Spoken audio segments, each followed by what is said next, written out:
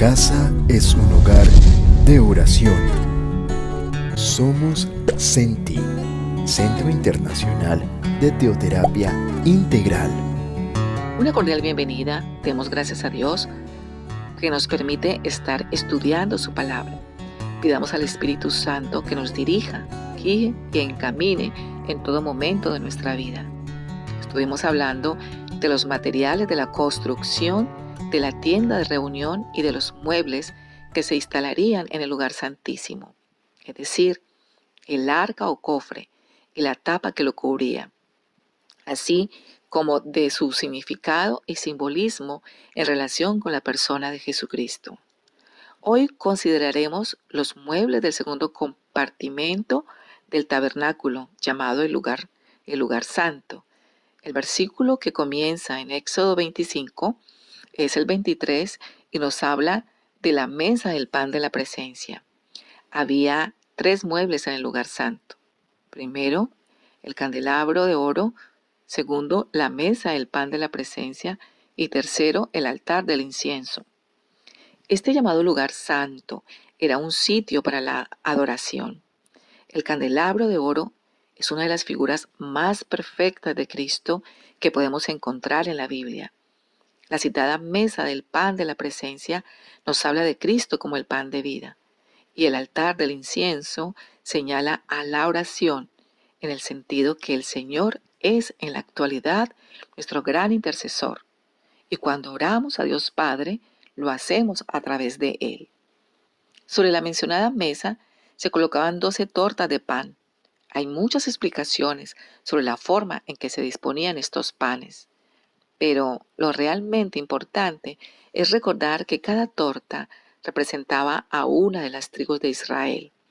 En otras palabras, Dios estaba proveyendo en condiciones de igualdad para todos. Leamos el versículo 23 de Éxodo 25. Harás asimismo una mesa de madera de acacia. Su longitud será de 2 codos y de 1 codo su anchura y su altura de codo y medio.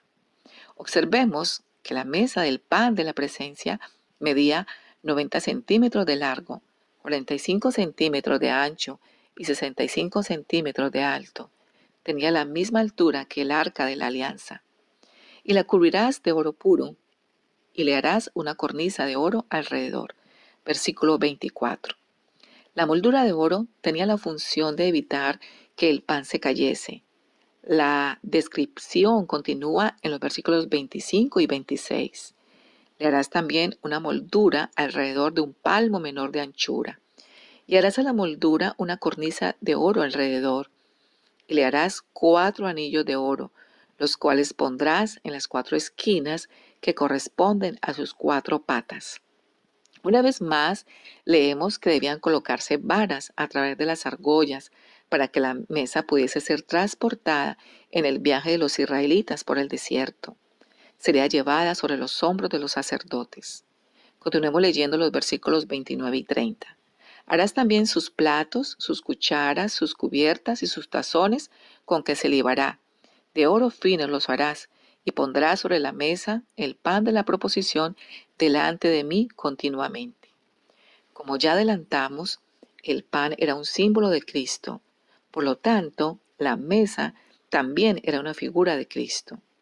Esta mesa del pan de la presencia sugiere muchas cosas. Nos habla de sustento, provisión, de suministro. Es la mesa de la salvación. En el Evangelio según San Mateo, en el capítulo 22, los versículos del 1 al 14, el Señor pronunció la parábola de la boda del Hijo del Rey. En la historia se relataba que los invitados rehusaron asistir, irritando al rey, que se encargó de tratar con los que le habían rechazado. Una vez hecho esto, el rey amplió su invitación a todos los que se encontraban por las calles, quienes fueron convidados a asistir a la fiesta y a comer. De la misma manera, la invitación se ha extendido hoy al mundo para que las personas vengan y participen de la salvación que se encuentra en Jesucristo. Se trata de una mesa de provisión. Dios, como creador, provee los alimentos para el ser humano y los demás seres vivos. Cada día usted puede comer físicamente en una mesa provista por Dios. Sin embargo, cuán pocos reconocen esta verdad y le dan las gracias por su generosidad. Es pues el que nos provee lo necesario. Esta mesa también nos habla de la cena del Señor, que fue instituida por el Señor mismo justamente antes de su muerte en la cruz. Es una mesa de comunión para creyentes. Por eso la mesa de los panes de la presencia era una figura previa que señalaba a Cristo como el que sustenta la vida espiritual del creyente. Como dijimos al principio, la mesa medía 90 centímetros de largo, 45 centímetros de ancho y 65 centímetros de alto. Estaba hecha de madera de acacia y cubierta de oro. La casi incorruptible madera de acacia nos habla de la humanidad de Jesucristo. La madera era un producto de la tierra, pero no estaba sujeta a su acción desde un punto de vista químico. De la misma forma, nuestro Señor tuvo un cuerpo hecho de elementos de la tierra y concebido en el vientre de una virgen. El oro puro nos habla de su deidad y no es producido directamente por la tierra. Está separado de ella y tiene un valor intrínseco. Cristo en su deidad no era de esta tierra, era Dios y vino de la gloria del reino celestial. Sobre la mesa se colocaban 12 tortas de pan. La mesa y los panes son mencionados como constituyendo una unidad. Hoy hacemos lo mismo cuando nos referimos a la mesa del Señor y así asociamos la mesa con el alimento. Este procedimiento estilístico de asociar el todo con la parte se conoce como metonimia y es comúnmente utilizado en la Biblia. El pan era cambiado cada sábado o día de reposo. El pan reemplazado era comido con vino por los sacerdotes en el lugar santo. La mesa no prefiguraba a Cristo de la misma manera que el pan o maná. Cuando ambos nos hablan de Cristo, no hay la misma conexión. El maná habla de Cristo como el dador de la vida. Él mismo lo interpretó así en el Evangelio según San Juan, en el capítulo 6, en el versículo 32, cuando dijo, y Jesús les dijo, de cierto os digo, no dio Moisés el pan del cielo, mas mi Padre os da el verdadero pan del cielo. Un poco más tarde, Jesús les diría, yo soy el pan de la vida. El que viene a mí no tendrá hambre, y el que cree en mí nunca tendrá sed.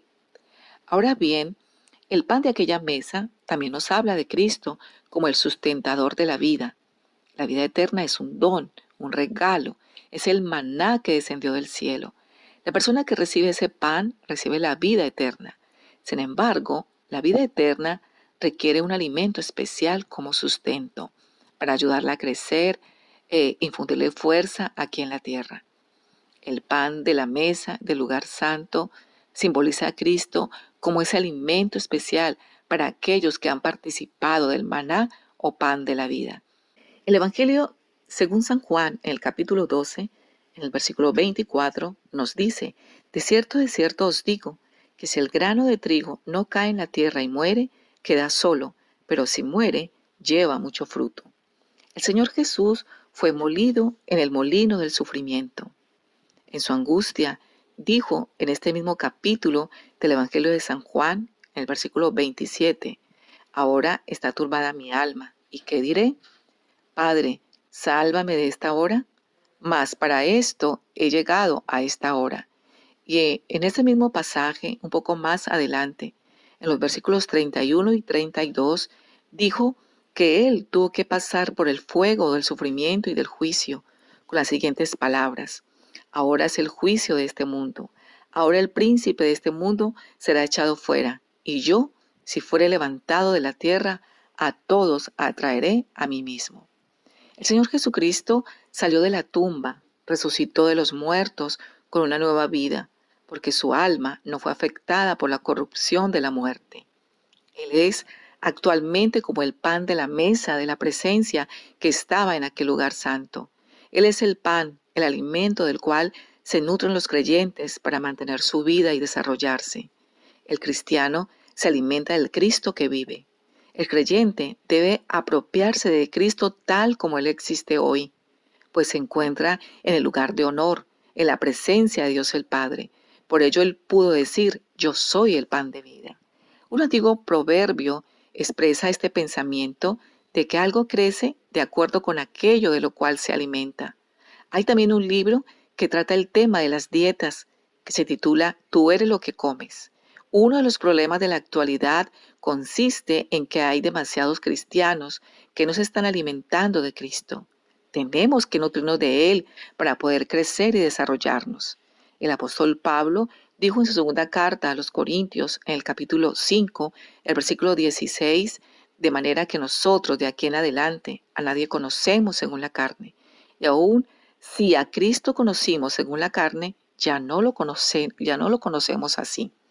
Por tal motivo, debemos de alimentarnos de Él, es decir, de su ejemplo y enseñanza, sabiendo que Él vive y el lugar y posición que ocupa.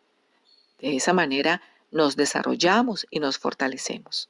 Los versículos siguientes del pasaje bíblico de hoy nos conduce a una descripción del candelabro de oro. Leamos los versículos del 31 al 33. Harás además un candelero de oro puro. Labrado a martillo será el candelero. Su pie, su caña, sus copas, sus manzanas y sus flores serán de lo mismo. Y saldrán 6 brazos de sus lados. 3 brazos del candelero a un lado y 3 brazos al otro lado. 3 copas en forma de flor de almendro en un brazo, una manzana y una flor. Y 3 copas en forma de flor de almendro en otro brazo, una manzana y una flor, así en los 6 brazos que salen del candelero. La descripción continúa detalladamente en los versículos 34 al 39. El candelabro era probablemente la figura más perfecta de Cristo que encontramos en el mobiliario del tabernáculo. Le representa como oro puro y nos habla de su deidad. Le presenta tal como Él es, como Dios. Es importante destacar que la adoración tiene mucho que ver con vivir expuestos a su luz. Al estudiar la mesa del pan de la presencia, vimos que exponía el hecho de que cuando adoramos a Dios, debemos nutrirnos del Señor Jesucristo. No se trata de asistir a una iglesia por el mero hecho de reunirse para entretenerse, realizar cierta vida social u otros motivos personales o comunitarios.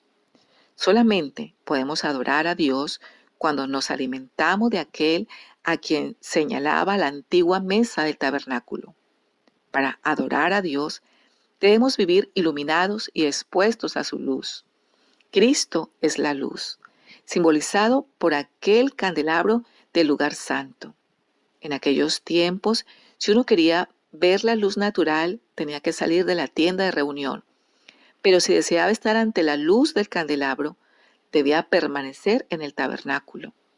En el Evangelio de San Juan, en el capítulo 1, el versículo 19, el escritor nos dijo que Cristo era la luz verdadera, que al venir al mundo alumbra a todo hombre. He sabido que muchos aconsejan a otros utilizando meras palabras, pero ciertas filosofías a veces pueden constituir un fraude y un engaño.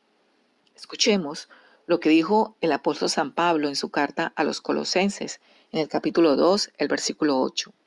Mirad que nadie os engañe por medio de filosofías y huecas sutilezas, según las tradiciones de los hombres, conforme a los rudimentos del mundo y no según Cristo. Es importante destacar que Cristo no fue simplemente un filósofo más que oscurecía su consejo con palabras desprovistas de conocimiento y sabiduría. Él es el Hijo de Dios y en Él no hay sombras ni oscuridad. De hecho, el candelabro consistía de una sola pieza de oro. Era un material que había sido martillado y muy adornado. Tenía como un eje principal del cual salían a cada lado 3 brazos, haciendo un total de 7 brazos.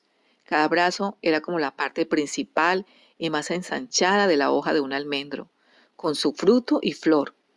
En la parte superior de los brazos se encontraba una flor de almendro abierta y era allí donde se colocaban las 7 lámparas llenas de aceite. Las flores de almendro parecían de madera, pero en realidad eran de oro. Nos recuerdan a aquella vara de Aarón que floreció Cuando el sacerdocio de Aarón fue puesto en duda, el florecimiento de su vara de almendro estableció y confirmó su derecho al sacerdocio. La vara de almendro, una rama muerta, recobró la vida y produjo fruto. De la misma manera, Cristo fue confirmado como Hijo de Dios por su resurrección de los muertos. La resurrección no convirtió a Cristo en el Hijo de Dios, porque Él ya lo era desde los eternos designios de Dios. La resurrección simplemente lo confirmó. En el caso de Aarón, él había sido nombrado sumo sacerdote por Dios, y su posición fue confirmada por la resurrección de la rama muerta del almendro. De la misma manera, la resurrección de Cristo confirmó su sacerdocio. Cristo es, pues, nuestro gran sumo sacerdote. Él se convirtió en un hombre y participó de nuestra naturaleza, habiendo sido tentado en todo como nosotros, pero sin pecado. Pero la base fundamental de su sacerdocio es su deidad. Recordemos que el sacerdote representaba al ser humano ante Dios, y Cristo como Dios que se hizo hombre es actualmente el Dios hombre que representa al ser humano.